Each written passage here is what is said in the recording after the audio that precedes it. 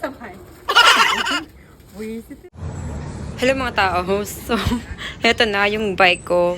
Hindi ako makapag-drive dahil parang Christmas tree.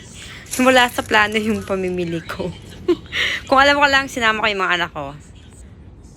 So, heto na nga. Pero dito sa Japan, hindi ka mahihiya. Okay lang sa kanila ang mga ganito. Sanay na sila. Yun nga lang, imbis na mag-drive, bibit-bitin ko siya hanggang makauwi. Tumago ko sa anak ko para sunduin ako. Pero, ang ending, nandito lang siya sa bahay pala, naghihintay. Ang lalaki. Ang lalaki ba? Hindi ka sabay. Buwisit mo. Napagod ako dito eh. Ang hirap magbitbit ng bag. May puwisit ako.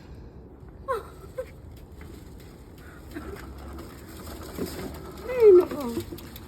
Kung alam ko lang, sana sinama ko na kayo.